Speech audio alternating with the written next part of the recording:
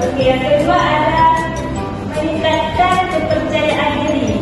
Berani memperkenalkan diri di depan umum sehingga dapat meningkatkan kepercayaan diri pada kita.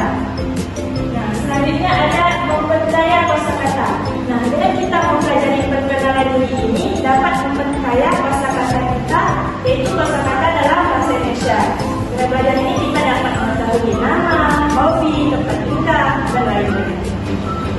Oke, everyone. Jadi selanjutnya kita masuk ke dalam salam pembuka, yaitu awali dengan kata-kata yang sopan. Nah, di sini terdapat frasa umum. Yang pertama contohnya halo apa kabar, ataupun dalam bahasa Inggrisnya hi how are you. Nah, itu bisa digunakan dalam acara formal maupun informal. Oke, yang kedua ada selamat pagi atau siang, sore maupun malam. Nah, ini bisa digunakan sesuai dengan waktunya. Kalau pagi kita menggunakan kata selamat pagi, siang selamat siang, begitu juga seterusnya. Oke, selanjutnya ada senang bertemu dengan Anda.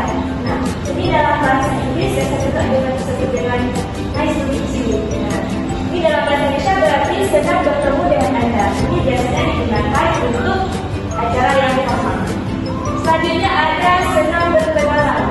Nah, ini senang berkenalan ini biasanya digunakan untuk kata-kata yang informal.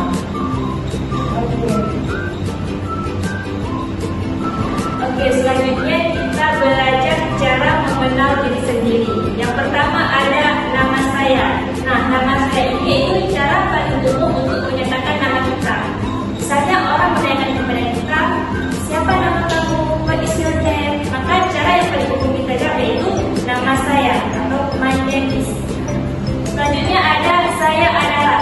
Nah, alternatif yang lebih singkat.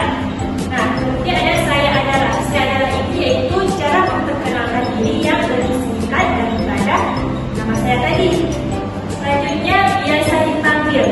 Nah, biasa dipanggil ini yaitu jika kita mempunyai nama samaran, nama nickname, nama panggilan.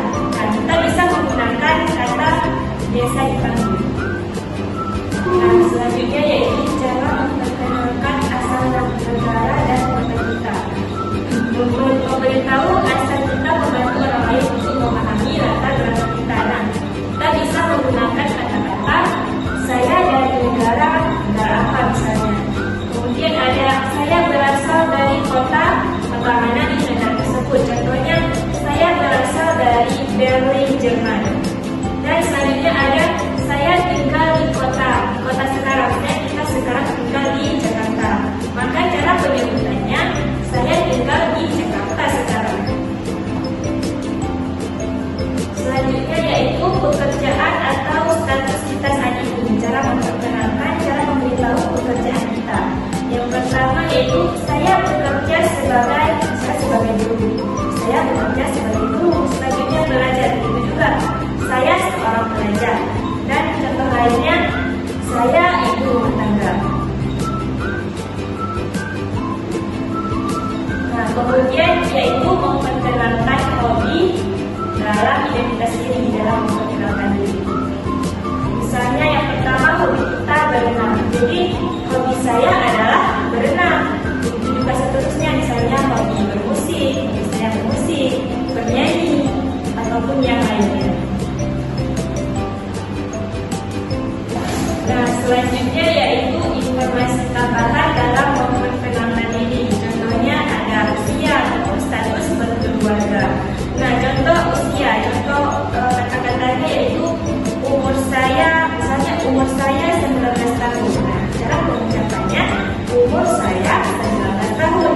Selanjutnya ada status keluarga, yaitu contohnya saya sudah menikah, ataupun jika belum menikah, not married, saya belum menikah. Nah, jadi sekarang kita tes perkenalan diri dalam bahasa Indonesia. We try about self-introduction, okay?